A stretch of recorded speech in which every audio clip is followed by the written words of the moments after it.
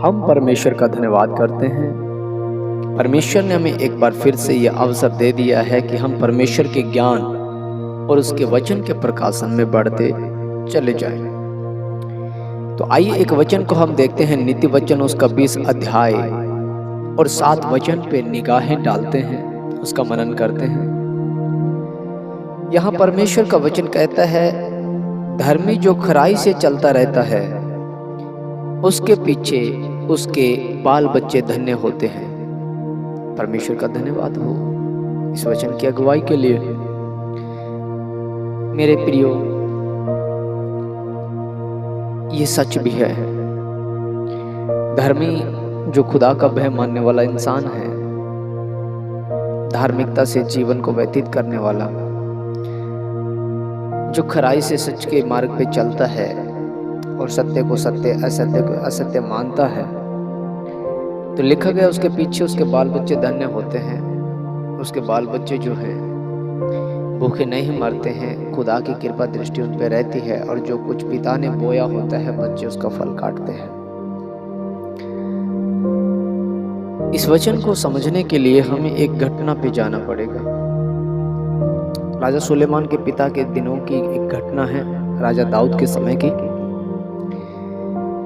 राजा दाऊद जब बच्चा ही था और एक दौर आता है कि उसके जीवन में एक युद्ध आता है फिलिस्तीनियों के खिलाफ, और उस युद्ध के अंदर दाऊद के सामने गोलियत आता है। परमेश्वर के नाम से उस गोलियत को दाऊद समाप्त करता है। उसके जीवन में एक नया मोड़ आता है। उस समय वो एक चरवाहा था, घर से तुच्छ जानने वाला, घर वालों की निगाहों में कुछ भी नहीं है, कि भेड़ बकरियों को चराने वाला, जबकि भाई उसके सेना में काम करते हैं, और वो भाई ऐसा है सबसे छोटा जो भेड़ बकरियों को चराता है। पर वचन में लिखा है कि जो अपने आप को छोटा करेगा वह बड़ा किया जाएगा, और जो अपने आप को बड़ा बनाएगा वह छोटा कर दिया जाएगा। जब राजा दाऊद गोलियत को मारता है तो इज़राइल की सारी प्रजा जय जयकार करती है कि साउल ने लाखों को मारा है।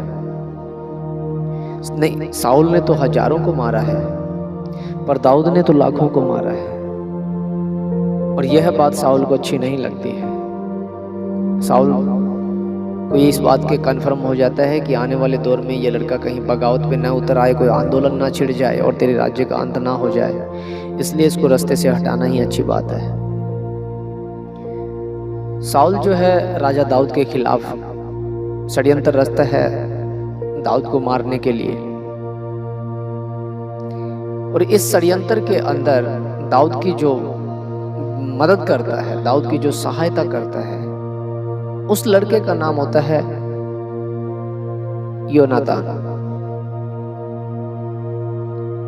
और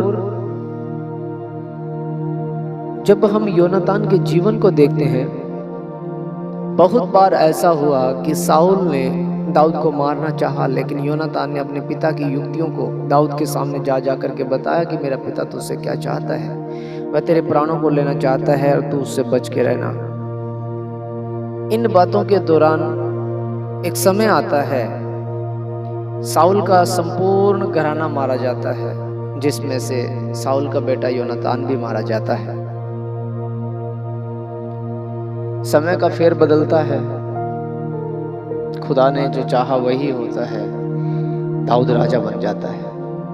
कुछ समय के बाद में दाऊद को ख्याल आता है कि जब मैं संघर्ष के दौर से गुजर रहा था, जब विरोधियों ने मुझे घेर रखा था, जब मेरे अपने ही राज्य के राजा ने मुझे घेर रखा था, षड्यंत्र और युक्तियां बनाई जा रही थी मेरे खिलाफ में, तब कोई लड़का था जिसने मेरी भलाई की, जिसने धर्म के साथ मेरी रक्षा की, सच्चाई और खराई के साथ मेरी रक्षा की। तो वह एक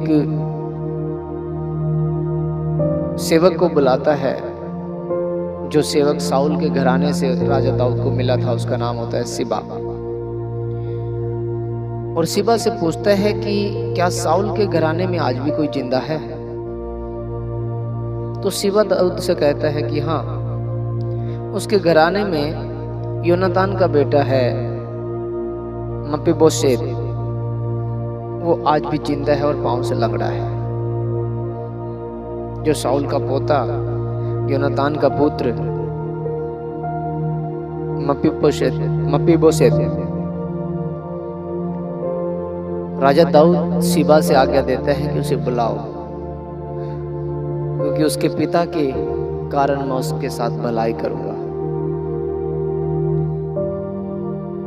मपीबोशेत को बुलाया जाता है, दाऊद उससे मिलता है, उसको सारी घटनाएं बताता है कि तेरे पिता ने मेरे साथ भलाई का काम किया है, इसलिए जो तेरे पिता का है, जो तेरे दादा का है, वो सब मैं तुझे लौटाता हूँ। और शिबा को कहता है कि अब से लेकर के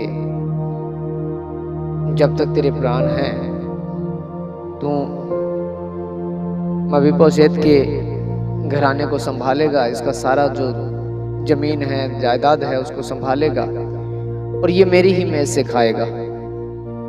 इसके घराने को तू संभाल, जो कुछ इसका अनाज है वो सारा का सारा इसके घर भेज दिया कर।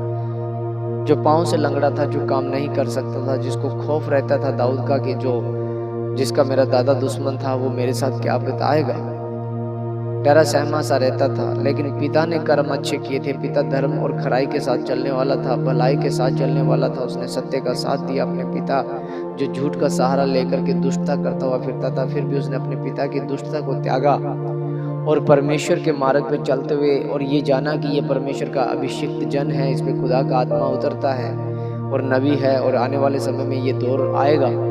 तो योनातान ने अपने घराने की चिंता न करते हुए, अपने गरिमा की चिंता न करते हुए, अपने पिता की चिंता न करते हुए एक बात के ऊपर डटा रहा, और वो था सत्य का मार्ग, खराई का मार्ग, धर्म का मार्ग। और धर्म और खराई से चलने वाले जीवन के कारण वो तो इस दुनिया से चला गया, अपने लोगों में सो गया। लेकिन लिखा गया है वचन के अंदर, नीति वचन उसका 20 अध्याय और 7 वचन में, धर्मी जो खराई से चलता रहता है उसके पीछे उसके बाल बच्चे धन्य होते हैं। और ये सच भी है। इसी प्रकार से जब आज भी कोई इंसान जो धर्म के कार्य करता है, जो दया करता है, करुणा भलाई कृपा करता है, छल नहीं करता, कपट नहीं रखता है, ईर्ष्या जलसी नहीं रखता है, आज भी खुदा उसके बच्चों को संभालता है, पालन पोषण करता है। यदि धर्मी जन चला भी जाए तो उसके बच्चे कभी भूख नहीं मरते, उनके बच्चे धन्य कहलाए जाते हैं। आज भी बहुत ऐसे लोग हैं जो दुनिया से चले गए हैं, दुनिया को छोड़ करके, पर उनके बच्चों के साथ भलाई की जाती है। इसके दादा बहुत अच्छे थे, इसके फादर साहब बहुत अच्छे थे, इसके फादर ने गांव के लिए ये किया, इसके दादा ने गांव के लिए ये किया है।